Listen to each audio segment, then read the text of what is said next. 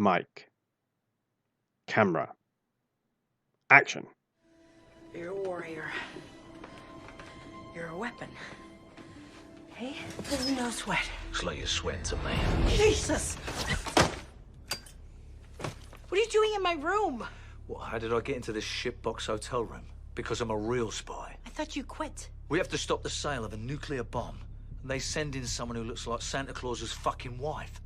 Did you forget? I am undercover. Because you're not supposed to be here. Well, I make a habit of doing things that people say I can't do. Walk through fire, water ski blindfolded, take up piano at a late age. And I'm gonna take down DeLuca and Rayner and Dudiev. I'm gonna get that bomb back. Why do you even care what I do? You really think you're ready for the field? I once used defibrillators on myself. I put shards of glass on my fucking eye. I've jumped from a high-rise building using only a raincoat as a parachute and broke both legs upon landing. And I still had to pretend I was in a fucking Cirque du Soleil show. I've swallowed enough microchips and shit them back out again to make a computer. This arm has been ripped off completely and reattached with this fucking arm. I don't know that that's possible. I mean, medically. During the threat of an assassination attempt, I appeared convincingly in front of Congress as Barack Obama. In blackface? That's not appropriate. I've watched the couple that raised me explode in a van. I watched the woman I love get tossed from a plane and hit by another plane mid-air. I drove a car off a freeway on top of a train while I was on fire. Not the car. I was on fire. Jesus, you're intense. Took this from your minibar. Well, that's not right.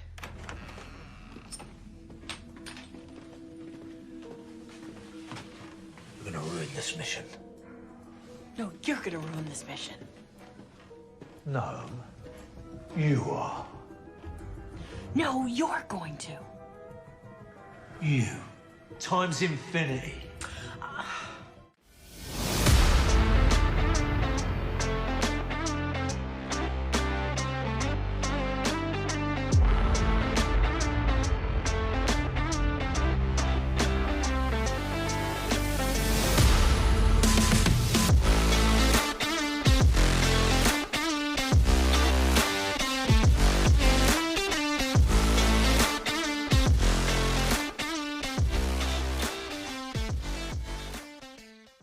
Welcome back to the Filmography, the show dedicated to watching every credited film from an actor's complete back catalogue, from past debut through to present day in chronological order. Each episode, I'm joined by an esteemed guest, or guests, to watch and discuss the next entry from the Faker's filmography, and consider how it ranks. Wow. And consider how it ranks amidst their career, and whether we can trace any typecasting trends or topic traits or theatrical tics, and whether as host I can speak properly. For episode 35, I'm joined by not one, but two expert field agents, Carrogan and Blake Byles, to discuss the 35th big screen appearance of the Stath in Paul Feig's broad comedy, and definitely not a spoof, Spy. We watch, you listen, and hopefully watch along too. So, agents, thank you very much for appearing on the show to face off against the Stath's hilarious turn as the spy who bullshitted me. How long have you been working on that? Top of my head, not scripted, not at all. Also, I didn't realise. I thought there were so many more episodes than 35. Well, thank you for that. It's just been really dragging on, hasn't it? No, but because you've covered so much. Yeah, I've got 11 left, I think, now. That 35 seems like a low number because it just feels, because going through a back catalogue, it hasn't felt like a slog. I would never say that. I mean, London was a slog. And I have unfortunately seen that film. But yeah, I didn't it just feels like there's been so many more. I don't know, I'm just talking rubbish now, but. Well, what's weird is he has these moments in time when he releases like 3 or 4 films a year. I think that's what it is. He'd have like 80 movies, but he's, I've got to be careful who I pick next. And I've had this conversation with a few people before, because anybody with sort of more than 40 to 50, because I do it fortnightly, will take up a significant portion of my life. So it's finding that balance in who I can imagine watching for as long as I can watch the Stath, and also just won't. Nick Cage would be amazing to do, but I would never ever get to do anybody ever again, because there's just too many. There's a nice little Nick Cage reference in this movie as well, isn't there? There absolutely is, yes. I just watched this film. Yes. It's fresh off in my Tell mind. Tell us how you watched this film, Blake. Tell us. I was watching it, careening down the country to get here to record. I was watching it on the train, squished in with some nice strangers, when some penises showed up on the screen, which I was not aware of. Though I'm here with Rhea #release the dongs Carrogan, so Thank I you. should have suspected. Yeah, shocked. I mean, it is one penis, but it's the same penis twice that belongs to the same man. Yeah. I read in the trivia. It's not like dongs flying in all over the place. It's just the one. Maybe that's the director's cut. Yeah. Nice. Yeah, it was the dust is still settling a bit. It was not quite the film I thought it was going to be. I mean, I knew it was going to be a comedy, but there was like so many different people in there, so many like big names, and I don't know, like because it's like writer, producer, director. I was just wondering, what do you two think about? Do you think that they had much scope for improv? Because I know that Melissa McCarthy is quite a big improv person, but do you think there was a bit of improv in the script, or do you think that they kind of had to go? Did they have free range, or did they have to go by the script? It's a good question. I always get the feeling Paul Feig, I'm not sure how you're saying his name correctly, is in that kind of Judd Apatow realm of he probably comes with an idea, with a setup, with a joke, but will allow his performers to see where it goes and see. Now, whether that's right or wrong, I don't know, but I get that feel from watching his movies that has that at times kind of sketchy in the moment improvisational quality. I don't know. Do you know any better, Rhea? I don't know any better, but I just one of the things because I love this film. I absolutely love this film. I probably watch it every year. I've watched it twice in the run up to this. I don't have time to watch a film twice. I will no time to watch a film once. So, some other parts of my life have taken a hit to watch this twice. The chemistry between all of the cast members, because I think this film was perfectly cast, the chemistry between them all, I think there has to be improv there.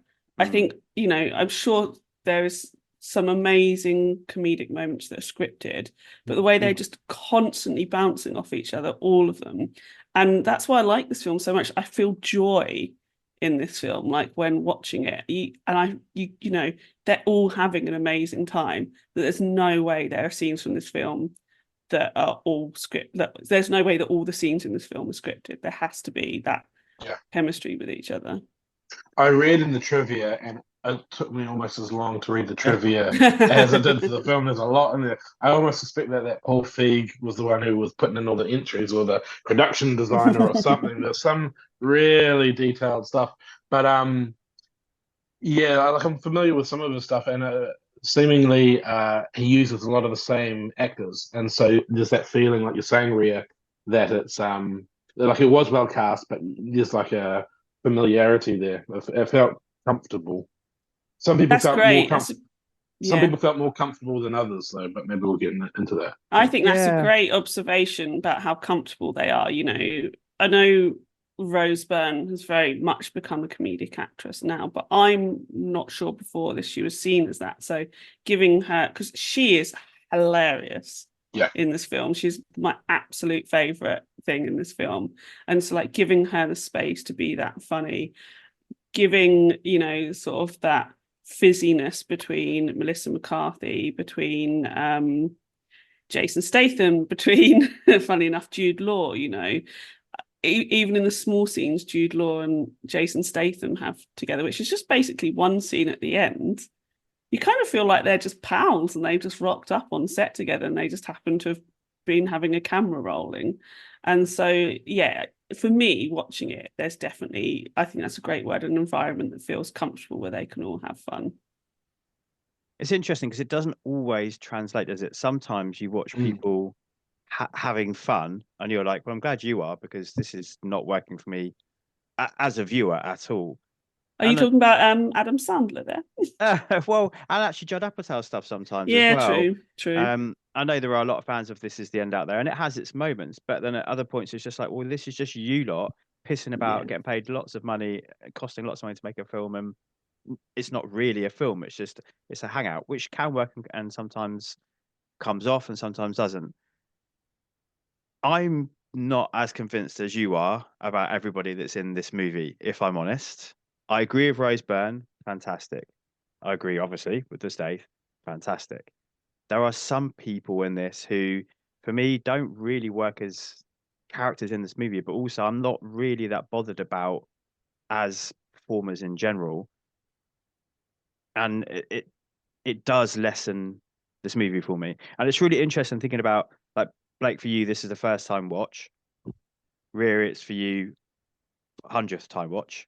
I think for me, this is my second ever watch, and that's quite telling that I haven't gone back a lot of times over and over, because I agree the performance of the Stath in this is so high in his kind of filmography, but I don't think the film matches where he gets to. I think other performers do, but I don't think the film, for me in general, always comes up to the point, because almost what we've already been talking about, there's these moments where I just feel like it's either reaching and trying a bit too hard, or I almost feel like actually you could have done with another take there. Yeah. Is your criticism of the cast Miranda Hart by any chance? She is one of them, yes. I don't find her funny at all. And somebody I do she find was a weak funny. spot for me as well. That's interesting, isn't it? You've got to watch it more, because I hated her when I first watched this film. I was like, I don't like it. She was massively miscast. And then the more I watch it, the more I'm just sort of like, it feels very purposeful. Well, it's interesting too because she, talking about the using the same people. I read that that role was written for her specifically. So, that's the flip side of using, your pals or whatever, that familiarity, is that maybe there was a blind spot there. I mean, that's just our subjective opinion. I thought actually, because she did great on me, but I found once she was out of the CIA base, her character was more fun, was better, I think. But equally, I would say that the pivot for both of their characters from being the office, the desk jockeys, the tech ops, to being out, to that flip, that role reversal of being all spunky and the sexy spies, or the more aggression or whatever. The turn for both of the characters was better, I thought. That's definitely true. I feel like Miranda's just a bit of a hip casting. I can't remember when that show was on and how popular it was. Yeah, but I can't remember when that show was it feels like this is about the right time, and like she's trendy. It's like a trendy casting to me. Whereas, Rose Byrne was in Bridesmaids, and obviously was Melissa McCarthy, and Bobby Cannavale was in this because he's Rose Byrne's boyfriend at the time and now husband, I believe. And other people kind of make sense, but yeah, Miranda Hart's the one that really sticks out. And the other person I don't enjoy, and I do in a lot of other things, and I don't know how much of it is the performance, how much of it is the character, is Peter Serafinowicz. Yeah, he's so annoying. He's so annoying in this. That's Aldo. I like them. I like them. Oh, look at that! Interesting. I do think it was a bit one note, that stuff. But I think he worked with what he had. I think he was kind of he felt like an actor who was like confident in doing what he was doing, even though it always wasn't the best. I did like the little kind of double fake at the end with the accent thing. That was funny.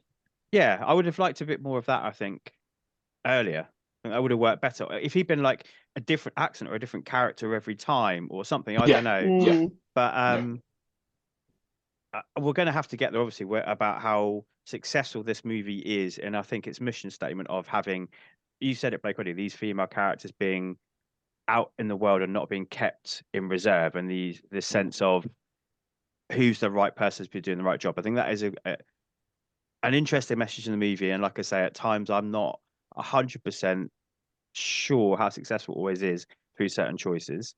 But his character, I just can't quite work out where he fits in this world of, he's sleazy, isn't he? And he's always coming on to Melissa McCarthy. And I get he's the counterpoint to everyone else saying to her she's frumpy and fat and ugly and old, and but also it's, I don't know, there's something about it that just still doesn't quite work for me. What did you think, Rhea? I just pretend that he's not in it whenever Mm, I watch it because I don't think that character actually brings anything.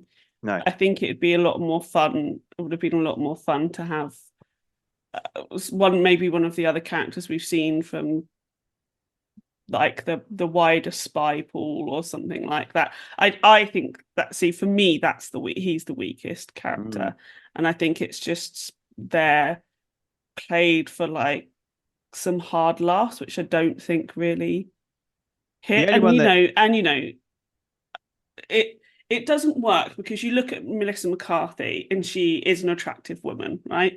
But because she's in this spy world and it's all suave spies and like incredibly beautiful women, all of this sort of thing, like Morena Baccarin, yeah. yeah, exactly right. So she's not Melissa McCarthy is suddenly not a conventionally attractive woman. They put on the wigs because, middle-aged fat women, we all blend into the background, all of that sort of stuff. And those jokes really work, because that is basically what happens. Who are you going to have actually spying on people? We know from this real spy world that it's not the James Bonds or Jude Law's character in this. It's people pretending to be normal people, right? So like, it could have been a really nice sort of like have had a nice counterpoint where it wasn't this like really over the top guy, just somebody coming in and being a normal guy.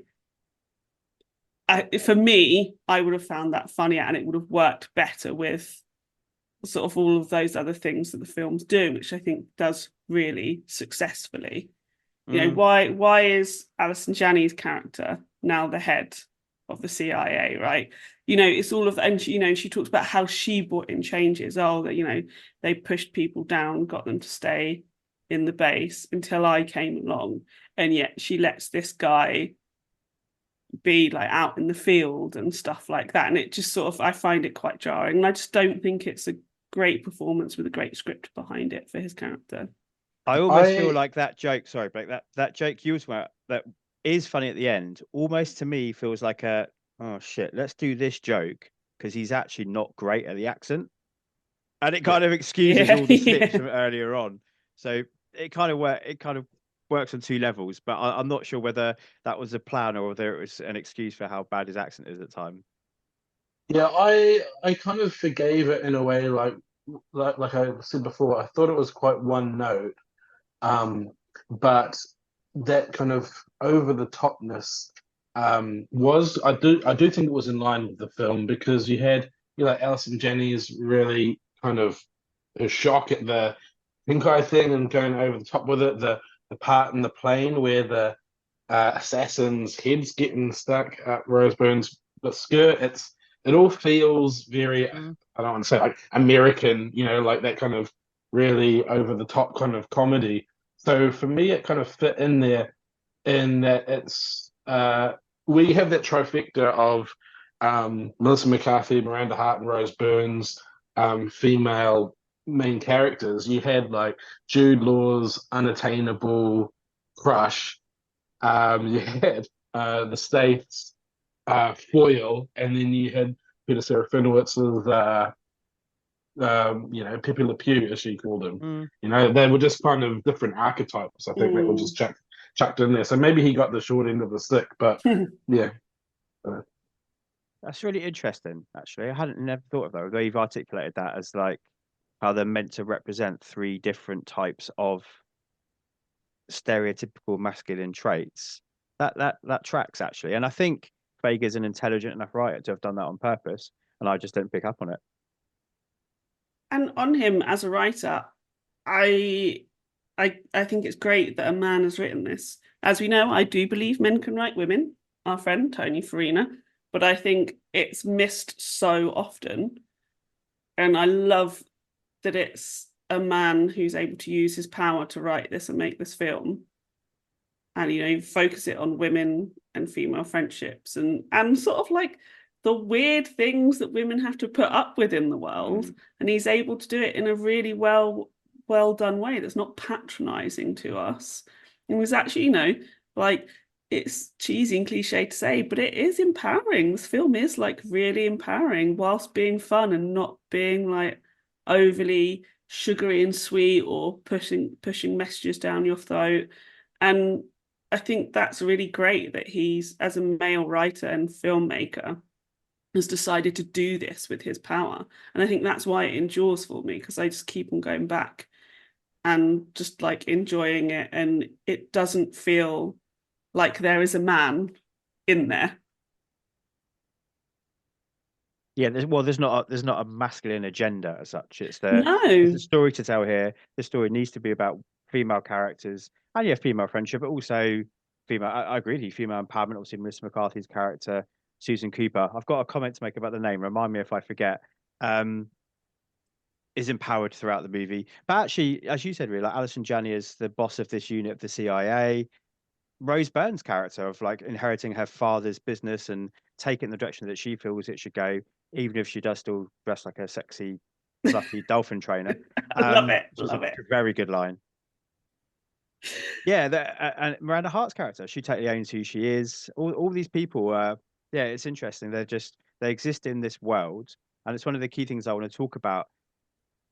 And I think it's the strongest type of commentary in this movie that works for me personally watching it, is that argument of like the competence of Melissa McCarthy as character versus the accepted kind of norm and the attractiveness of the other characters who get these roles, who get given the jobs. That's the commentary I think that works best for me in this movie.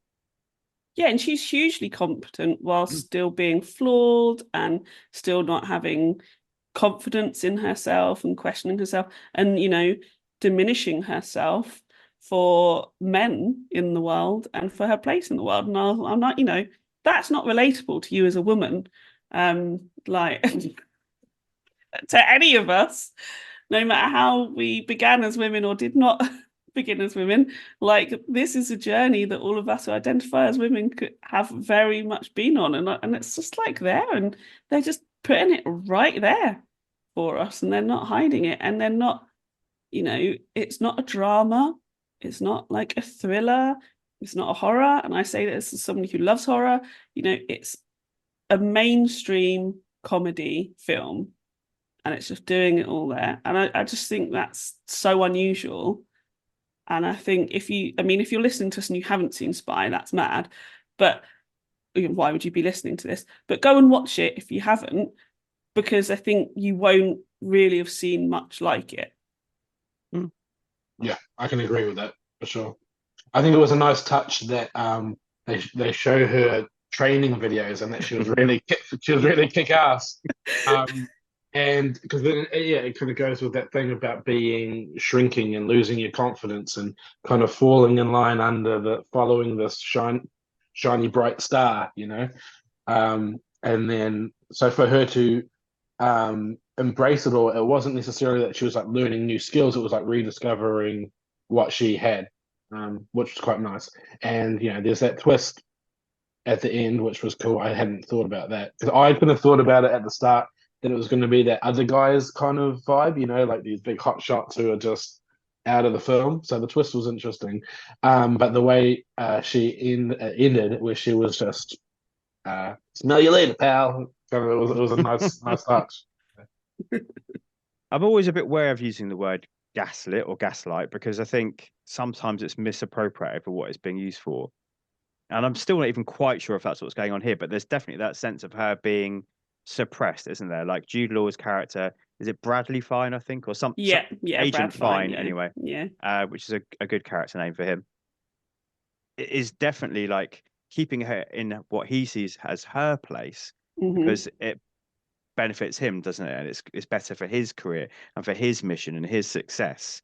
So he needs her to be where she's at, because she's so good at her job there as tech ops, but also actually we as the world need her out in the field. So that, again, there's levels of commentary here which are quite sophisticated and quite clever, and probably on a watch, if you're just laughing, haha, because it is funny, very funny at times, haha, you might miss that because it's almost like a drop line in the third act where it's like, well, how, you've been keeping her in the position because it suits you better.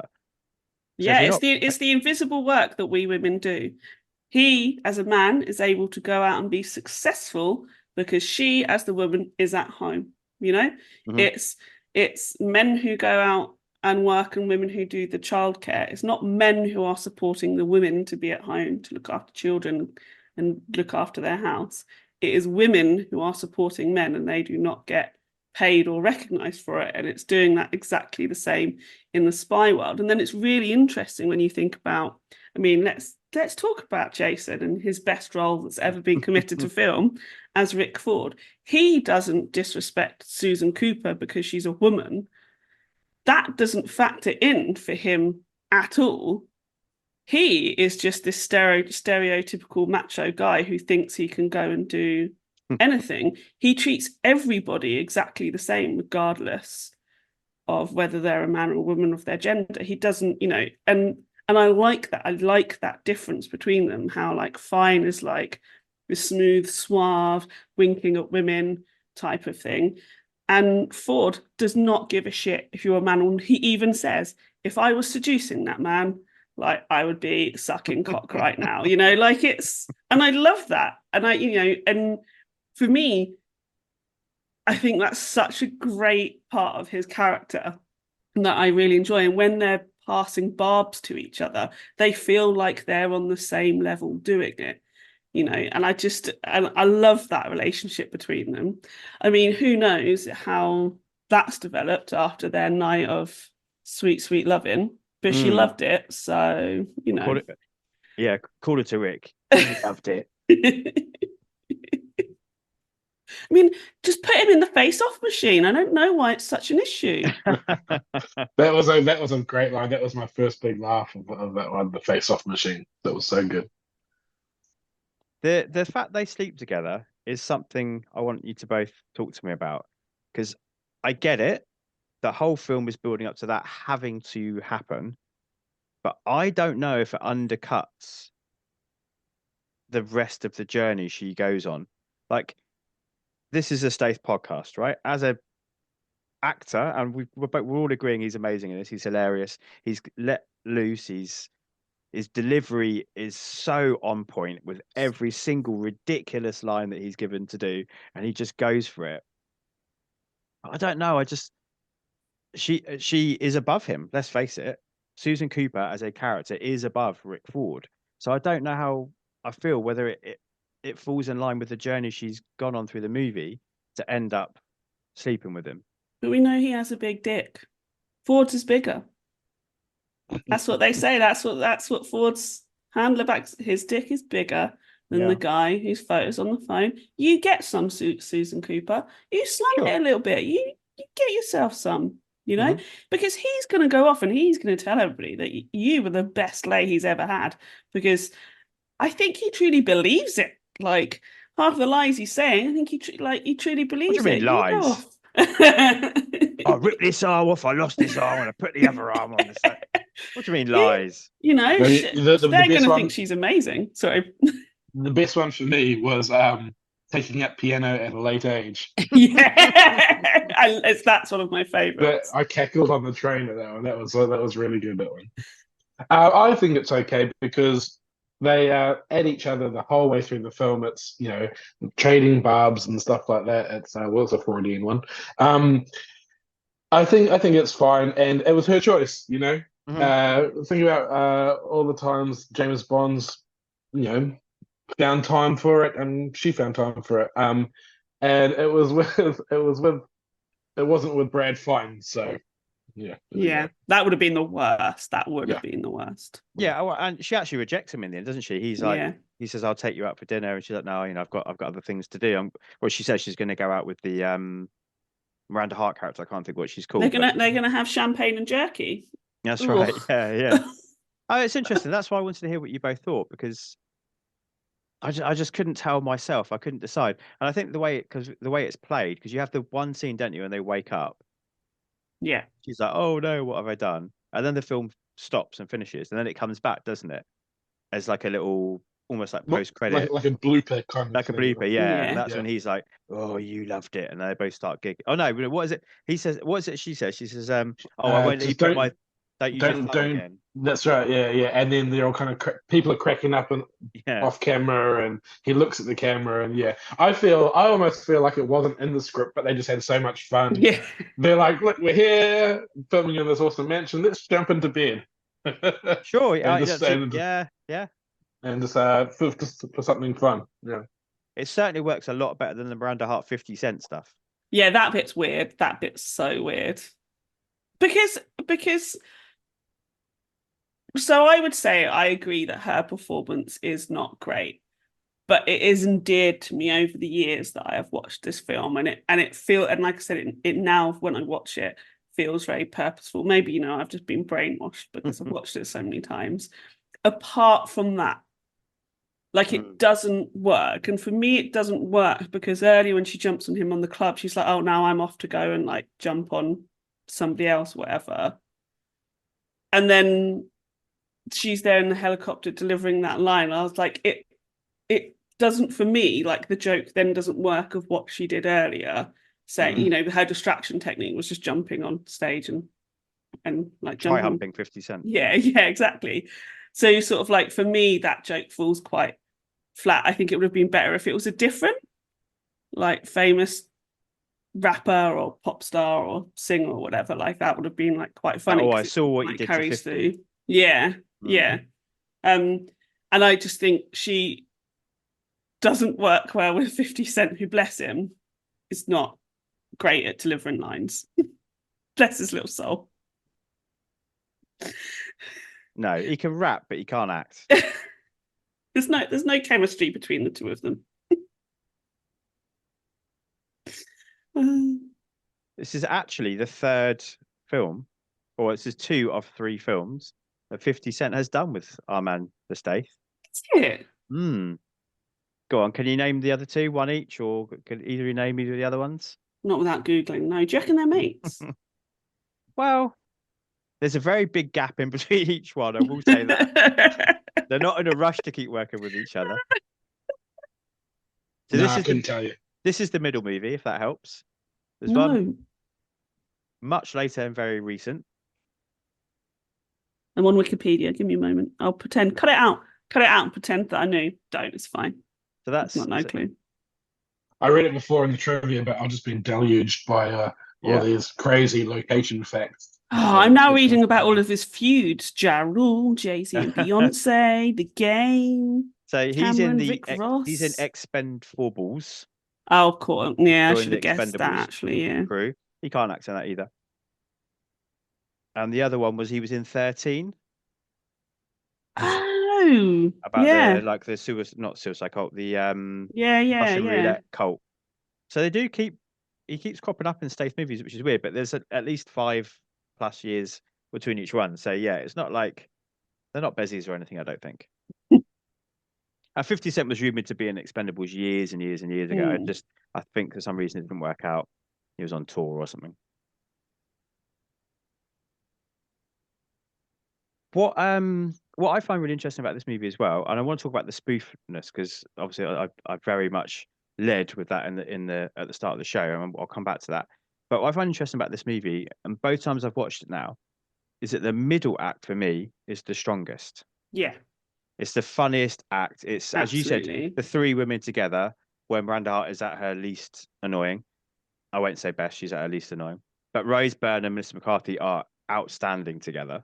Oh, I love them scenes. together so much. And it's when McCarthy's playing her Amber Valentine role. So each in this movie, she's sort of Susan Cooper, isn't she? Is who she is. And then she has these different personas. What she has like any something or other. Like a single mum, isn't she? Like on a holiday, like a spinster and a crazy cat lady. And she has all these like crazy roles that she's assigned, these disguises, which, as you said, Rhea, was a kind of a nice, fun, clever way of leaning into these kind of other stereotypical tropes and trends. but she takes on the persona of Amber Valentine, like bodyguard, and it's this section here when she unleashes, isn't it? And for me, we use something like this is where all the belly laughs come, other than for the safe. This is when McCarthy hits her stride and all the big jokes come. I mean, we get such wonderful lines that, like, that's the sad Bulgarian clown in you. Oh, yeah. Which floors me every single time. Rose Byrne, you are a genius. And if you could say that to me in real life, I think it'd probably be the happiest I've ever been. When Lisa Coffey throws her phone at Raiders, like the Swedish guy. Yeah, Swedish guy. And he goes back and he gets the mark on his head, and then she's going on it about his jacket and asking him if he's going to cry. I'm crying with laughter. It's absolutely hilarious. I'm not crying. It's hot out here. Dude's amazing. Like, what else are you in? I need to see you doing this sort of stuff all the time. Like, I just love like it, and it's laugh after laugh after laugh. Like the beats, they just keep going, and it doesn't feel like it's a long section at all. And it is quite long in the chunk of the film. And it's just, it's that the middle is absolutely my favorite bit of this film. It is a long film, isn't it? Like that. I was thinking about the structure as I was watching it, about these, the kind of 3-act structure, and it was actually like you think it's going to wind up, and then all of a sudden the twist comes in, and like, oh, we're almost finished, and there's like another half hour to go. There's lots of set pieces, and I want to put this out there because there's that great fight scene in the kitchen with the the potential buyer, really, really good. And there were some great comedic moments, but some of it, this is what I was asking about the improv or scripted thing at the start, because the comedy didn't feel like fluid to me. Like, there were great moments and some really good jokes, and some stuff just felt stilted. We've talked about these different performances. But I'm going to put it out there, and I'm going to say that I think it's a better action movie than a comedy. Ooh. Interesting. It always surprises me how good the action is in this film. Like, bearing in mind I watch it, like I said, like about once a year. I'm always like, these action scenes are amazing. And we get the one where she pushes him where he falls off the building, and then she vomits on him. Oh, that's great. Yeah. Great. The running joke of her fainting really works really so well. good. And we get the when she has to run on stage and say Ford, and it comes at us and thing, and then she also goes to the guy, oh, you have to do this in heels. Whilst we've got the tension of Ford being like chased and stuff like that really well. But yeah, for me, the action absolutely hits its stride at that kitchen scene. And that fight scene is so well choreographed. Really and the two actresses against each other are like just phenomenal. I mean, I'm sure you read it, Blake, in your trivia, but Feig said this was his like ode to Jackie Chan. Yeah. Oh, all those different utensils and stuff like that. And it's because it is equal parts like, whoa, really skillful choreography, but also like clever and quirky and funny and silly, and just throwing lettuce at her and hitting her with a baguette in slow motion, and it really combines those two worlds perfectly. And I really like the actress. Again, another one who are you? Why aren't you in more stuff? I agree with you. The Swedish dude and this Euro actress playing Leah, I think it is, this female assassin. Like, she's awesome. Like, well, why is she not in more stuff? Yeah, she's so good. Yeah, and the moped chase is really good as well, I think. Yeah. I had something I wanted to bring up about the moped chase, because I thought it was really good as well, but I'm not usually very good at spotting this, but on the VHS Strikes Back, Chris and Dave often pick this type of thing out. And on the moped chase, I just starkly noticed the stunt person in contrast to Melissa McCarthy. The wig was like not the same color, and the jacket, like, they weren't the same kind of physique. Like, even though the jacket's like blowing in the breeze, you can tell like they're like a stunt person, generic stunt person shape. And just with the wig and the coat, kind of from the back, it looked like Tommy Wiseau was on the scooter. Now I wonder. Yeah. I'm not gonna. I'm not sitting on the fence. I'm not trying to excuse the movie. I wonder if there's almost a joke in that too. Oh. In that, I didn't notice it, but I'm going to go back and watch it after we finish talking because I wonder if it's almost deliberate. Because the Melissa McCarthy kitchen fight, brilliant. Like in terms of stunt choreography and when it was her and when it wasn't. I wonder if there's a bit of a kind of extra level pun here in that sense of, Rhea and I can't speak for you, but children of Buffy.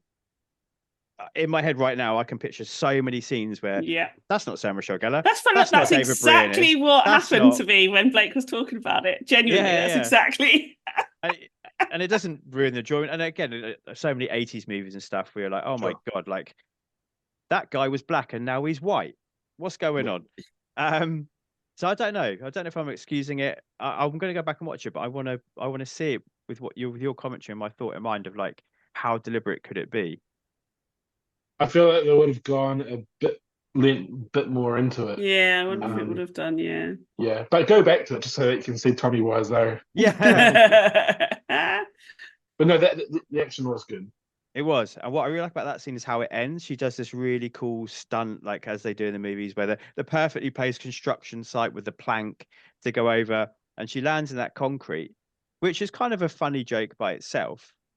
But then again, whether I'm doing the work, whether it's on purpose, I think it's on purpose. Again, I was watching that scene this time thinking, oh shit, this is really clever. Like she's having to work really hard to get out of this concrete is definitely a commentary on like the rest of her life of like this is it. It's like the kid pedaling really hard to get a couple of meters. I thought it was so clever. Rhea's nodding. While men line up along the side and she apologizes to them. That's right. Yeah. I was going to say the exact same thing. All the workmen. Yeah. Yeah. Where was the wolf whistle? We just needed the wolf whistle to really see all that. Smile, love. Maybe that's a British thing. I don't know. Yeah, really smart, really clever, wasn't it? But I think that's a great thing you brought up, Blake. Like, is this, I mean, it could be all three, but does this film shine more when it's spoofing, when it's being comedic, or when it's doing action? Like, which one, and like I said, it could be all three, but I think next time I watch it, we're only in February, so I guess January next year, I'll actually probably watch it with that a bit more in mind and sort of think about where those beats hit me a bit more, because I think the middle is that perfect action comedy. Yeah, it's an interesting one. There's stuff at the start that doesn't work for me, like the running gag of like the bats and the mice and rats in the office. Ridiculous. I don't get it. I don't understand that joke. I don't know why it was ever funny. And the end drags on way too long. Yeah, the end. Here's a twist, and here's another twist, and he's not really a bad guy, but he is a bad guy. Okay, so the middle section definitely works the best. It's like a clean sort of hour, maybe 50 minutes of, you said, really like perfect action comedy beats. If we don't have the end, we don't have Jude Law holding a melon on a knife whilst it gets shot, which for some reason really amuses me, because it just makes me think of like Foley sounds and all of that sort of stuff. Yeah, and I feel like it's a nice little thing. And then we also don't get Raina at the end thinking that Susan still works for her, even though she's been shown that she's a member of the CIA. Speaking of Foley, I wanted to have a couple of shout outs I thought was really interesting. I read this first one that when she's in the penny mode and she faints, because we were talking about her fainting earlier, when she faints in the alleyway, the sound of these pennies drop, which was, I thought, a really nice touch. But the first thing I noticed completely on my own was the first time we see the Stath, when all the agents are crowded around the desk with Alice and Jenny, Stath strokes his chin. I don't know if you've ever noticed this before, but you get this really loud sandpapery kind of like completely, like if you were sat across the table, you would not have heard that. So the guy stroking his stubble, but because it's the Stath and he's like a hard man, it's just like I love that so much. I just thought it was a really nice touch, from the Foley department on that one. So next time you watch it, listen out for it. Going back to the alleyway scene, another thing I wanted to talk about was actually the surprising gruesome moments in the film, like the guy's throat dissolving in the alleyway, and then in the kitchen fight scene, the knife going through the hand. And because in like Western, we've talked about this a bit, Jack. The Western action films, they always cut away from the action, don't they? And so that's the type of thing that they would have had like 3 or 4 cuts on to get around the special effects. But now they just went straight for it. Like they don't kind of cut away from it at all. Yeah. And I love because they do the knife through the hand in slow-mo. I love the face that the Leah actress makes. Like, it's so good. And I think, they're executing this fight scene. Obviously, they're not doing the fight scene in slow-mo. And so the fact that she's making that expression with her face and we get to see it perfectly in slow-mo, I'm like you said, why is she not in more stuff? It's it's great. That is art. It's a great payoff line as well, because then she's like, "Thank you for the weapon." Yeah. now I'm going to get you. It's brilliant, isn't it? You mentioned spoof here, and I mentioned it at the start, and they are adamant this is not a spoof. Like, you see any of the press stuff, no, this isn't a spoof. This is a straight action comedy like we wanted it to. And we've said, when it's funny, it's funny. When it's good action, it's good action. It's well choreographed. It's dangerous. It's exciting. They are adamant it's not a spoof. What do we think? Where does it toe that line?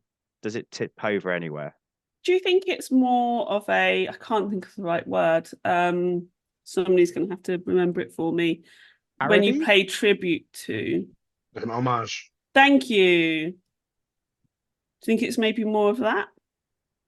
Well, I mean, they were definitely riffing on Casino Royale, weren't they? I mean, there's all of that. And also I was trying to rack my brains. Doesn't Craig's James Bond use a defibrillator on himself in Casino Royale? It does, yes. And because the Stath says that, but he also did that in Crank as well, right? I thought that was a nice Venn diagram there.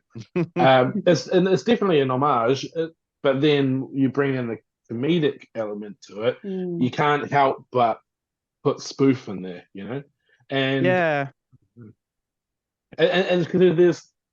And we say spoof as well because you get all sorts of comedy, but there's the levels of silliness in this as well adds to that. They're kind of tongue in cheek. I read that Stath's character was supposed to be like a combo of John Rambo and Inspector Clouseau, And actually, because we're talking about this as being one of Stath's best roles, and I don't disagree. But one of the things I noticed from the very start was that he seemed very meta, like he seemed very aware. He didn't look like he wasn't being the Stath like he is in other films, but just being a bit silly. He was putting on a silly face. Yeah. And he was saying things in his kind of, in a bit more, like he was self-aware almost, And not that that's a problem, but I did notice that, And so that kind of maybe, I'm thinking self-aware, a bit of a Clouseau kind of character. It does make me think spoof, and there's nothing wrong with that either. That's really interesting that they themselves, the filmmakers, Feig, whoever it was, is saying Clouseau are not putting those two things together. I think there's a couple of scenes for me where it really tips over, and they're both pretty good scenes, but they definitely become spoofy for me. The first one is with the Q gadget guy. Yeah. And he's showing all the different gadgets to Susan and to, I still can't remember her name, sorry, to Nancy. And nobody's helped me out either. Nancy, her name is Nancy. Yeah. About just before Susan's going off for the mission, and he's showing the gadgets to her. It literally could have been ripped out of an Austin Powers movie. Yeah, all of the stuff in the background is definitely Sorry, and I've got something on that because I really liked that guy. I thought that whole thing was really great. They're so excited. The two BFFs are so excited that they're broken the glass ceiling and they're in this world. And then she gets all of these really, it's like the rape whistle is the so rape good. Whistle. I could just buy that from a dollar store. Yeah, is it hemorrhoid wipes and And that guy I thought was really good. And there was the if you think that you're going to be poisoned, eat these, and it was a stool softener thing. And she's like, That's a great payoff for later, though, when Rainer's like, Yeah, I've that was never really seen good. anybody like go for a stool softener, like be But so desperate for it. And I thought he was like a really good kind of comedic guy, and I just recognized him from somewhere. And it's interesting you say that, Jack, about that he could have been like in Austin Powers, because when I looked through his filmography, he actually was in all of the Austin Powers movies. And you know where I recognized him from? He was I think it's in the first one. He's one of the henchmen that gets run over by the steamroller. You know, the one that Oh goes really yeah. top. And I it's still interesting love that joke. I still love because that joke. and on the IMDb page, he's actually uncredited for that. So it's such a small role, but it's such an iconic little gag Because the phone that's call been goes back burned to into his my wife, brain doesn't like it, at 20 home? years Yeah. ago. That's right. And his face, oh, I'm so glad I was like, it's been burned into my brain, and I tracked Yeah. it, and I was like, finished that circle of associating. Yeah. And it's interesting as well that you say, like, because the plane scene is the next, I think, really spoofy scene. Not when they're talking and bantering, and there's an amazing line of dialogue when Amber Valentine is starting to get her own back, and she says about how dare you compare me to your mother. I don't know if you remember that line. Yeah. Fuck you for saying I look anything like that fucking beast. I mean, that's her mum. That Yeah, is it's so good. Her dead mum, the only person she ever trusted. It's so good. no wonder your dad never had the son he wanted. You Yeah. fucked that monster once and you just drop the fucking mic and walk out. I mean, that is brutal. But So it's the second half of the scene when the fight happens again, which is a really well choreographed scene and a really clever twist on like the bullets going out the plane and the random objects like zoop, Yeah. stealing the Yeah. zoop. But again, like fun and clever, but feels kind of spoofy. Yeah, and it doesn't help that I'm all in for fart and a poop joke, don't get me wrong. Sure. But that bit doesn't help in the spoofiness because it's very Airplane. Like Yeah. So when it goes to like zero gravity and yeah. Yeah. And she's like, oh, and this dead guy just shit his pants on me or whatever. And it's like it's spoofy. We know what you're doing here. yeah. The gun getting sucked to the bullet Yeah. hole was a nice touch. Yeah. I loved what you said about Jason Statham when we're talking about being spoofed, then about how his whole performance.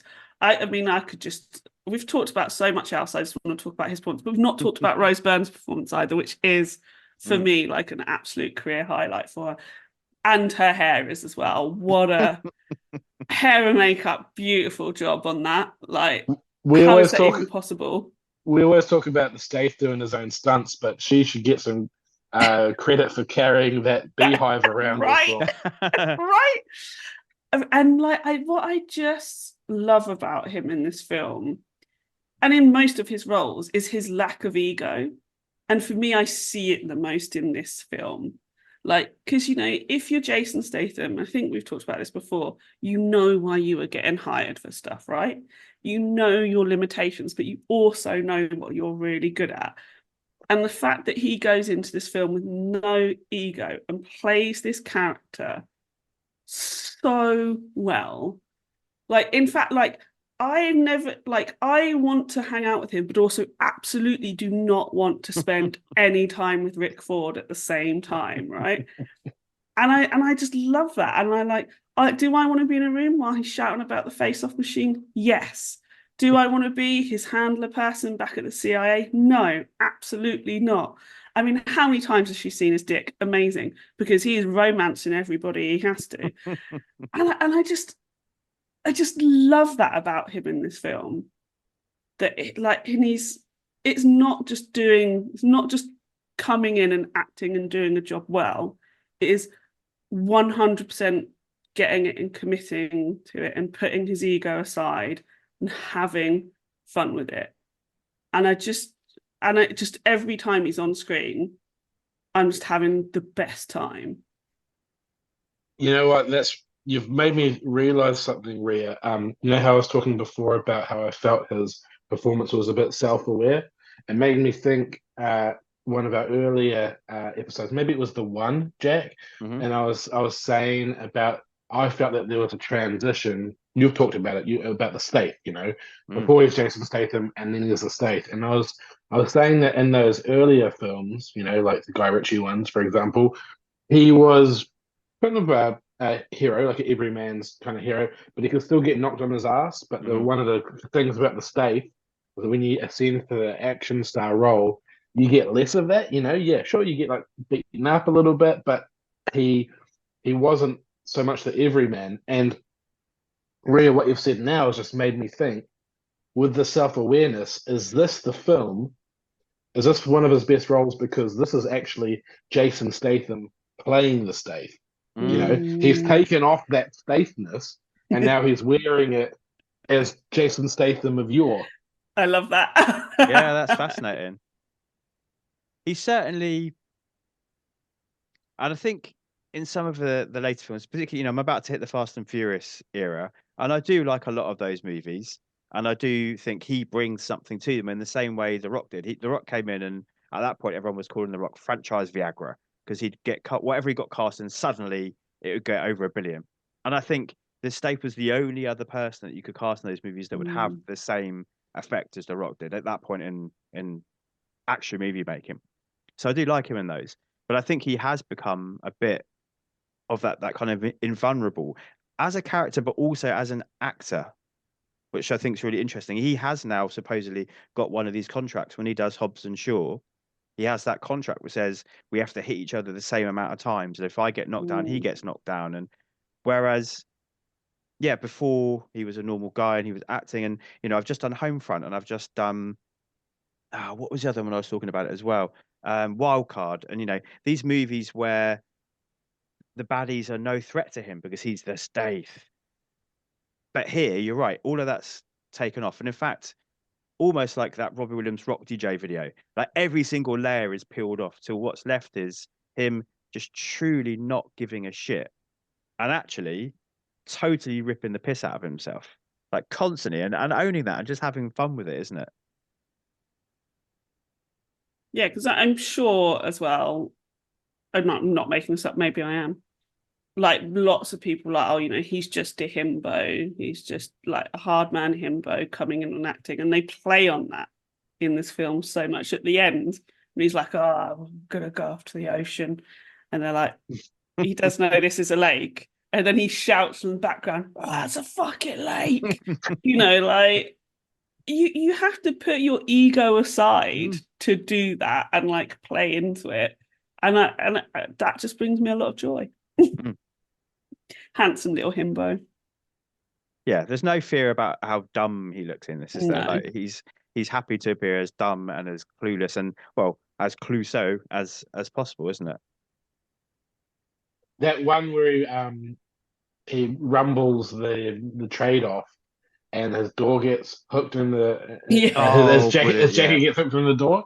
That was such a nice bit of physical comedy. That's the Clouseau, they wrote there. Yeah. It was really good. Yeah. Speaking of himbos, I'm not claiming I'm good looking, but the dumb part is what I want to ask for, is what I'm aiming for here. As I was saying that sentence, I caught myself. I'm glad everyone can hear that on YouTube. I'm catching myself. I cannot for the life of me work out who is trying to assassinate Raina in this movie. No, it's great. I love it. Who knows? Who wants to kill her and why? Because if it's any of the people we know in the movie, it stops the deal. So great. I don't know. It's just like some, but it's just because she's some random. It's not she's some random because she is the daughter of like the head honcho guy, right? So she's moved up into that position. So it's just like vying for that top position. That's how I've always seen it as. It's just people repeatedly vying for that top position to get it. So like they don't even necessarily know that she's got the nuke. It's just like some random. There's an opening. That's how I've always interpreted it. Yeah, it can't be Bob Cannavale's character, can it? Because he needs her.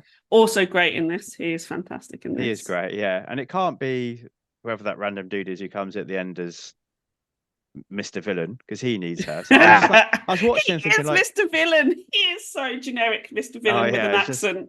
Yeah, and just with that same look they all have, and like blondie-ish, whitish hair, and I was just like, why?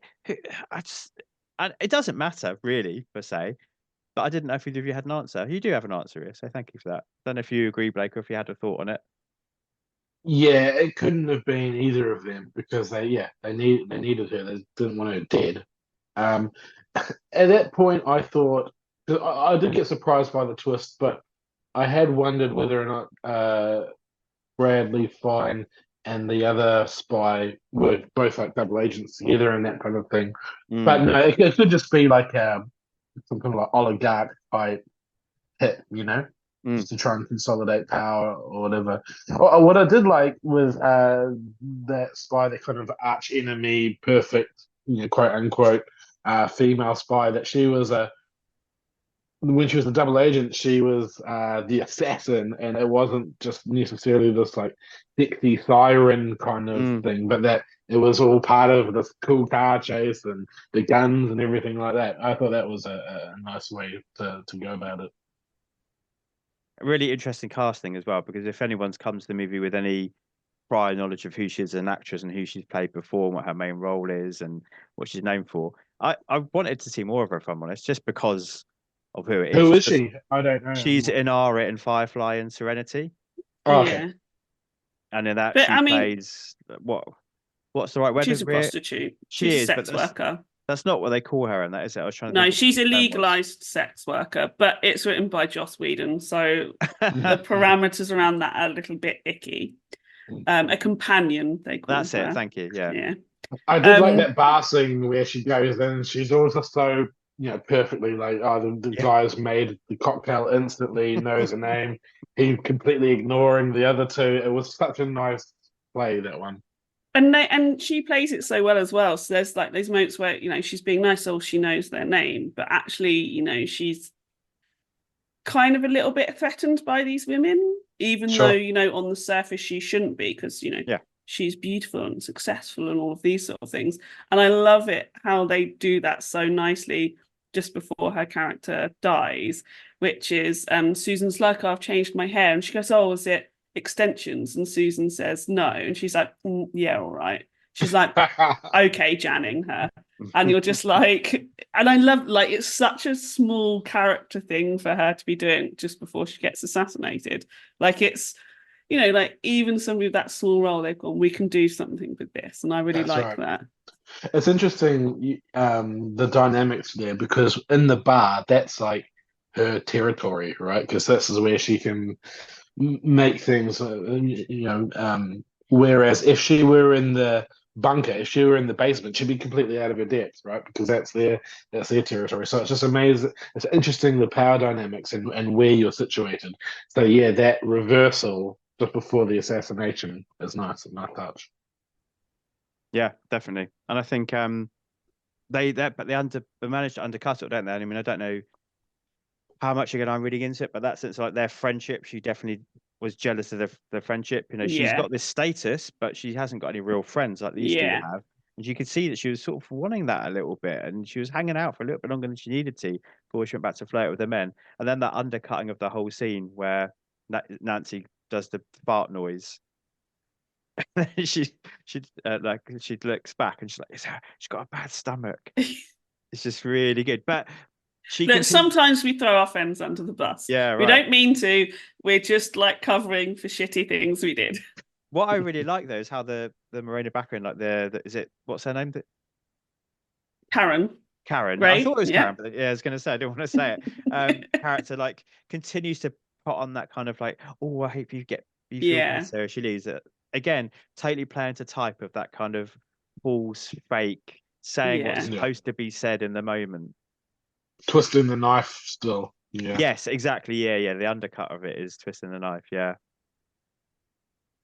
Susan wins the day though. Karen gets shot. Yeah. I mean, she gets killed, so yeah. You dared. So who killed her? We don't know who killed her either, do we? No, I think it's Ford. Fine, isn't it? Fine, sorry, not Ford. Fine. I think he said. Does he not say? Yeah, I think it's fine. Yeah. Right. I should really know this. I've watched this film. So he doesn't.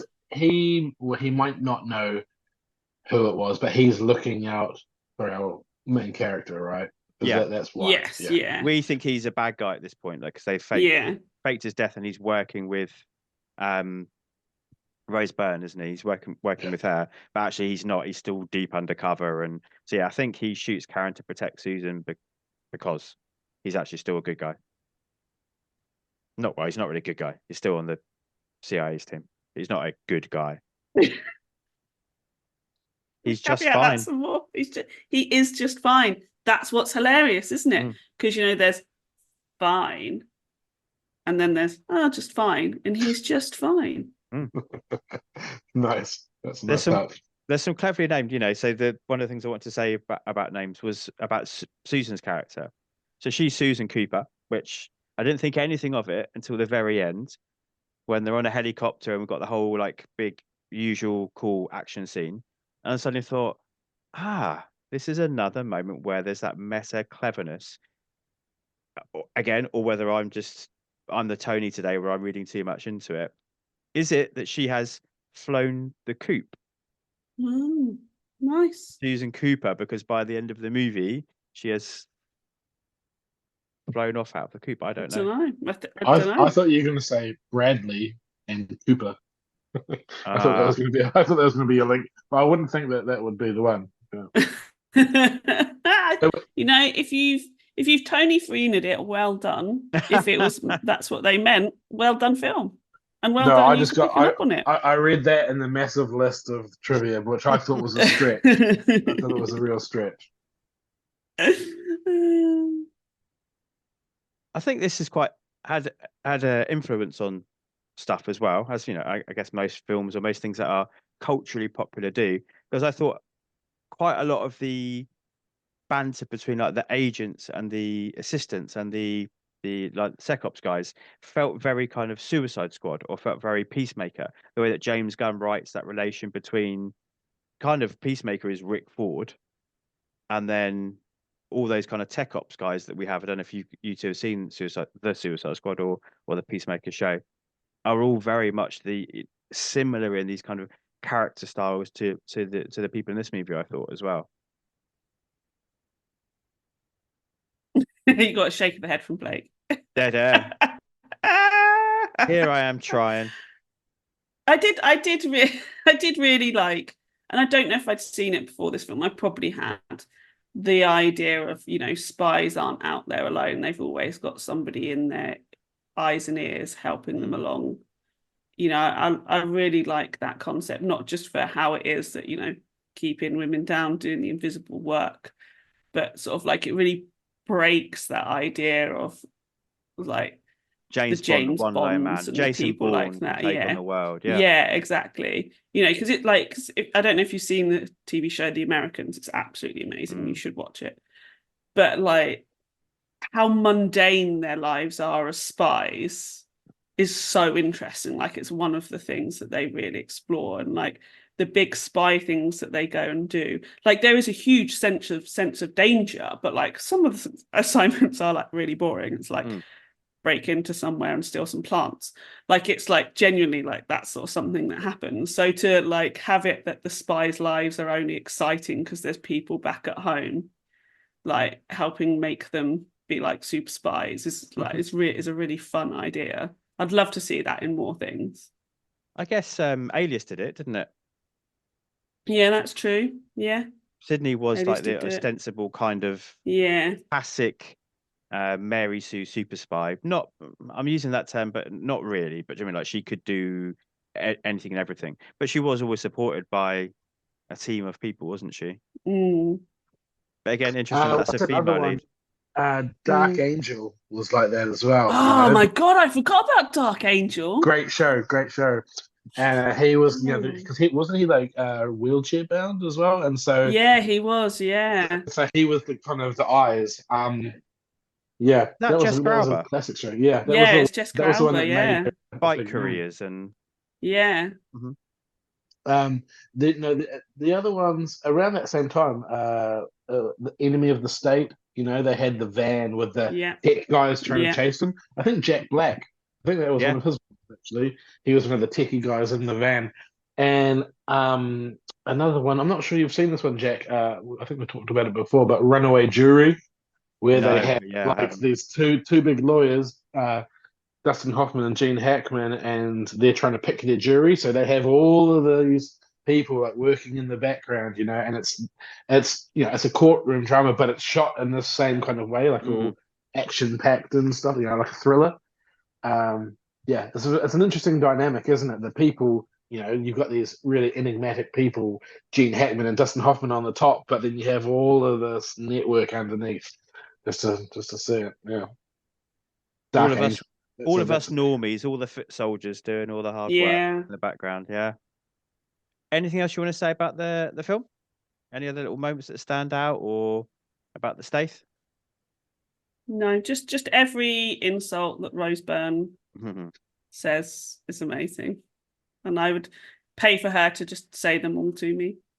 I think I put Rose Byrne in the same category as somebody like Margot Robbie, who is beautiful. So often that's kind of the thing you notice, and I fall into this as much as anybody else. Brad Pitt, he is beautiful, and you notice that he's beautiful. And initially, these people are cast because of that. And then the more you see them in the different roles they do, and you see it gets revealed and revealed and revealed and revealed just how actually these are actors, these are really talented people. And I think Rose Byrne, the more I see of her, or the more I rewatch things that she's in, it comes to more light, like actually how subtle and nuanced and clever some of the stuff she does is in her performances. Yeah, absolutely. She's wonderful. Especially, obviously, as one of the handmaidens for Natalie Portman in the Star Wars. Yes, yeah, she is, yeah. Keira Knightley. Yeah, that's right. I was just watching that recently, and I wondered if it was Rose Byrne. I watched it with my son. Because I knew about Keira Knightley, but I guess last time I watched those films, I didn't know about Rose Byrne, right? But I thought I recognized her. I don't want to say anything else, except there was one more thing I had in my notes. It was just a great line from Miranda Hart's character. It was something like, "I don't condone these sexy but reckless actions of yours, Susan." Great quote. I want to pull that out there to someone. We should all just start using that for our friends whenever they do something.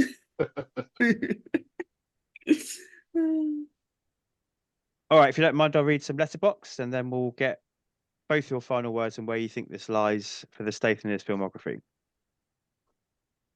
All right, Andrew says, "It is kind of sad that in 2015, a movie about a woman that is good at her job should feel so fresh and inspiring, but here we are. What Spy is not? It is not a fatty fall down go boom comedy. It is not the all girl Paul Blart Mall Cop. It is not a spy spoof movie. It is not condescending, sexist, racist, misogynistic, or jingoistic. It is not offensive while being vulgar.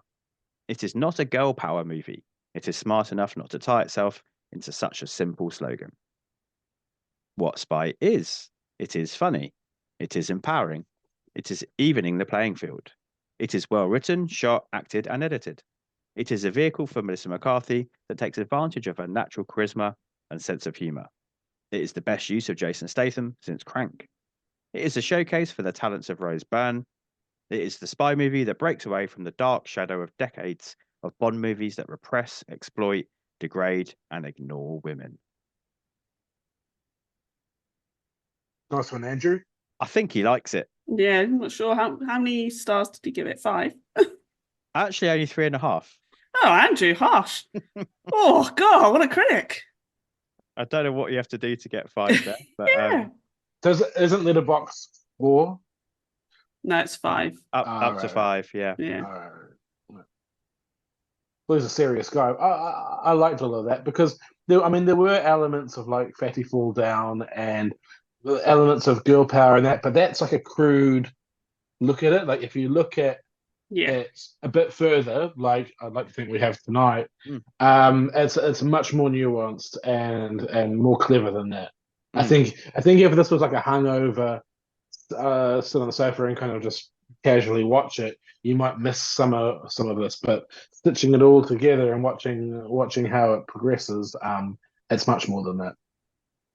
Yeah, I sort of use it. I mean, I don't mean this in the rude way as it's going to sound, but they sort of use that. She literally does fall down. We said the fainting running joke works really well, but because it's and the scooter bit as well.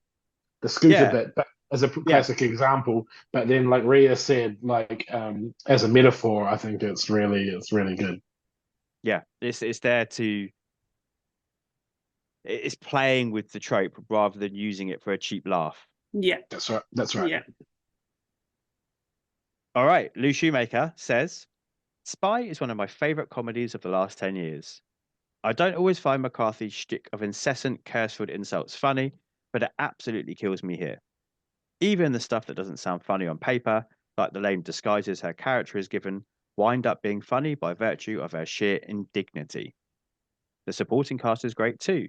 Rose Byrne is MVP, but I also love Peter Serafinowicz' horny Italian. Speaking of supporting cast, Jason Statham is absolutely great in this. It's so fun to see him make another comedy, especially one that plays off his persona as an action star. Every line he has is hysterical, and he has great chemistry with Melissa McCarthy. Spy 2 when? Agreed. I want Spy 2. I don't. This film doesn't need it. That was a I joke. sort of would rather just watch the Rick Ford movie, if I'm honest. I know that undoes everything that we said, which is good about this and what it does in terms of Melissa McCarthy's character, and actually I don't, because Rick Ford couldn't sustain a movie by himself. No, that joke would wear thin way too quick. Absolutely not. Also, we don't need it. We don't need a follow-up to this film. I was wondering what Lou would think about this one, and I think he's raised some interesting points, because I like Melissa McCarthy. I think she's really funny, but like I know a lot of people who don't. And sometimes I felt like they throw a lot of jokes out there, and not all of them land, but some of the ones that tickled me were just like really small jokes that you know that were just thrown in at the time. Like there was this one with the cool female spy and her Miranda Hart's character kind of in awe of her in the bar, and it's just this little thing. They're not on camera, but they're showing the actress with the male barflies, and Melissa McCarthy says something like, you're not even allowed to smoke in the bar. Yeah. Oh, I'm not even allowed to smoke in here. Just like little throwaway comments that were really, they hit the mark. Really, my favorite background character little joke is when the pianist comes up and you get the woman with her phone, and she leans over and takes a little picture. I love it so much. Yeah, she's like, yeah, I'll give it on for later.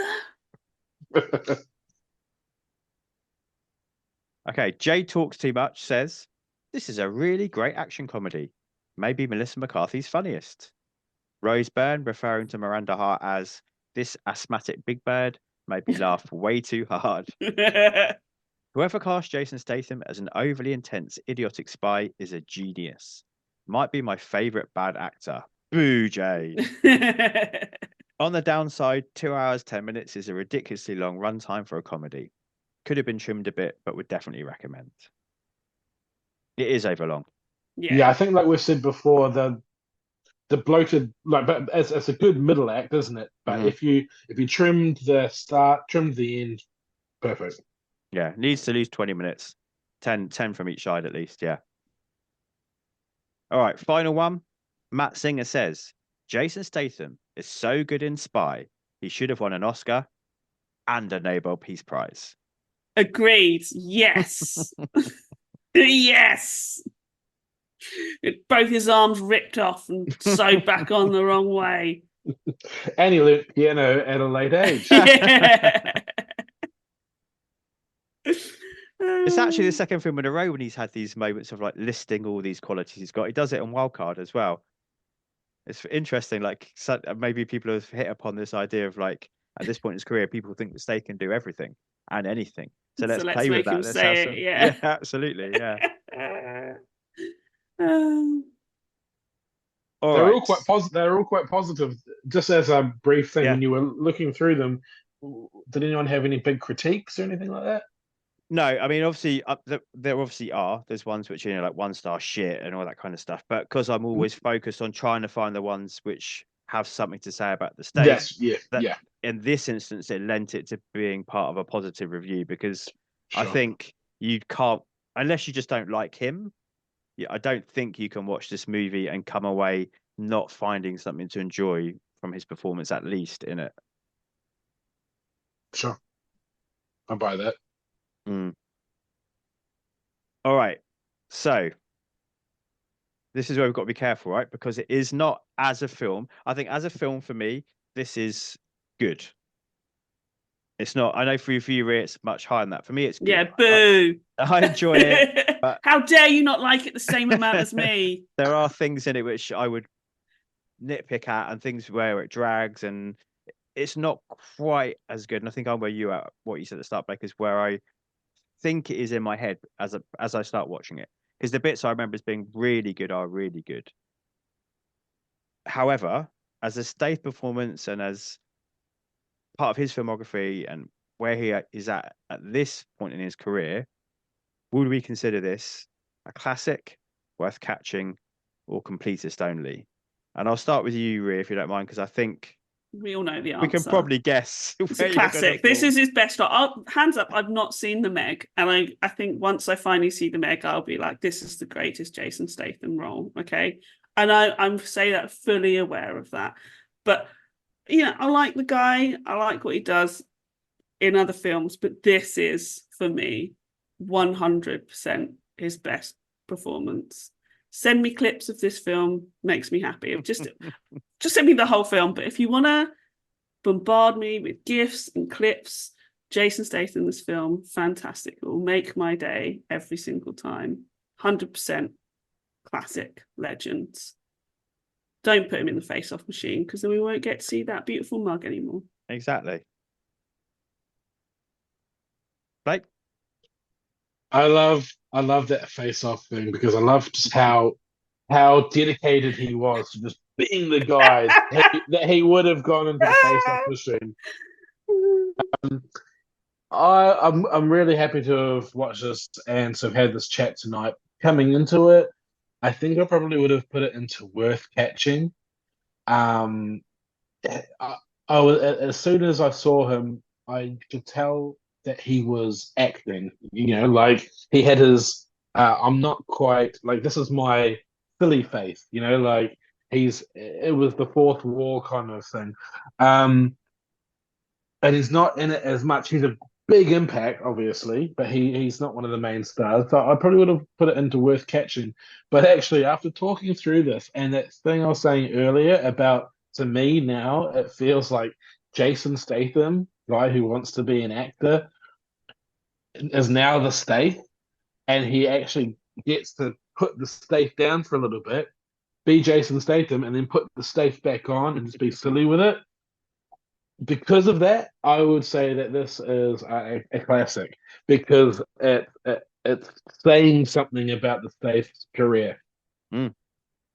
Yeah, really interesting comments. Thanks. Lots of people agree. You know, this was a massive success.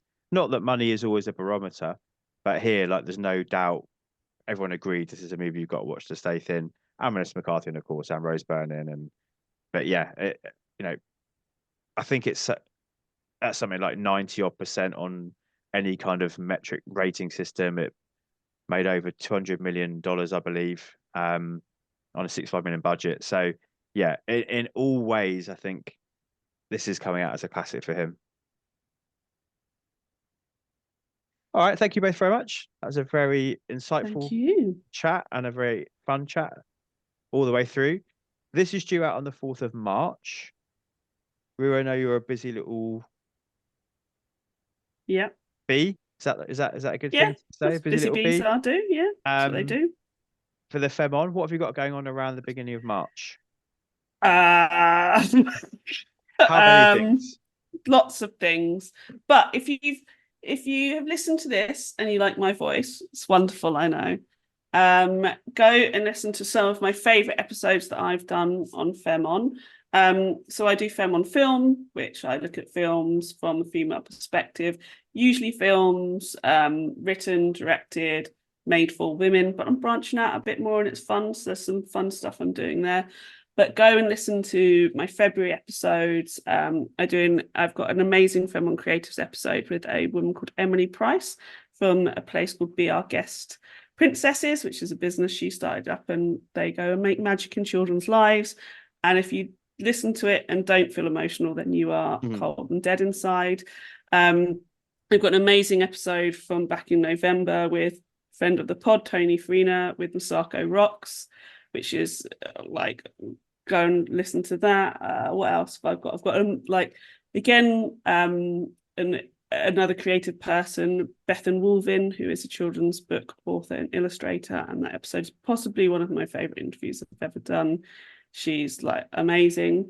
But just go and listen to us at Femon. So it's femon.show, and I can never remember our Instagram, but go and find us on Instagram. It is Femon at Femon Collective, and just see what stuff you like. You've got lots of podcasts out there, but come and give us a little listen. We'd be really appreciative.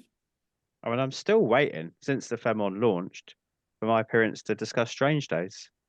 Yes, and you and Tony have to come and talk to me about Waitress, but you've not seen Waitress the musical, have you? So no, I've just seen the movie, I'm afraid. Yeah. Although I wouldn't have to persuade Emma to watch Waitress the movie because she has a mad crush on Kerry Russell. Ah, nice. The Americans, and then we watched The Diplomat, and yeah. I mean, Kerry Russell is amazing from Felicity Days, yeah, absolutely amazing. So yeah, you should get Emma to watch that, and then you should both watch Waitress the musical, and then come and film on and talk to me about it. Sounds good. I kept on thinking you're both saying Waitrose. I was thinking, what's so interesting about the supermarket? That is in both of our past too. Yeah, it is. Yeah, that was the hip place to work where we grew up. Blake, what you got going on? Your collaborations with Tony are always great. He's been mentioned a couple of times tonight. Have you got any of those coming up? Yeah, we haven't got anything scheduled yet, but we should have a Tintin in the pipeline. So yeah, that's Indie Comics Spotlight. I've been covering the Adventures of Tintin with him, and I've done a couple of other graphic novels by Craig Thompson. That Rhea appeared on one as well, Habibi. So yeah, in the future there'll be a Tintin one. I'm not sure when. But yeah, if you haven't heard enough of Rhea, and there's no such thing, you should listen to her show The Last of Us, which was on Comics in Motion, and I appeared on that 1 or 2 times maybe. Great one. And if you're getting excited about the upcoming season 2, then yeah, go back and have a listen to that.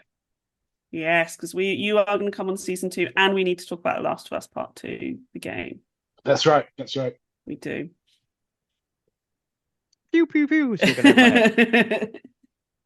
All right, thank you both, and thank you everyone else for listening and partaking in this journey with me through the Stath filmography. That was Spy. Next up in a fortnight is the official entry of the Stath into the Fast and Furious verse in Furious 7, featuring the CD VHS viewers Chris and Dave, followed by the resurrection of Glenn Davies to discuss the Mechanic sequel for anyone that is watching along. I'm Jack's Musings, and that's JACS, and you can find me on X where I'm most active. You can also contact the show directly on X or Instagram under the name Back to the Filmog. Make sure you use the hashtag Follow the Filmography. I'm also a proud member of the Comics in Motion family, a super place full of the world's greatest people, dedicated to bringing you podcasts on a variety of geeky topics. So please make sure you take the time to search, subscribe, and rate our shows whenever and wherever you listen. Until next time, be excellent to each other, and make sure you take the time to treat yourself too. I am Jack signing off. Yippee-ki-yay, movie lovers.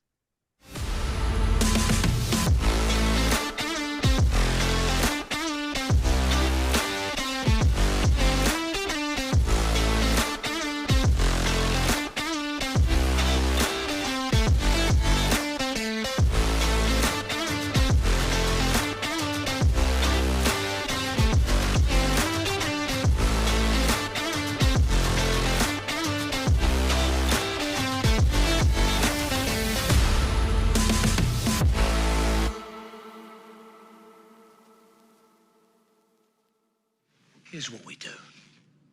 I go into the face-off machine, get a whole new face.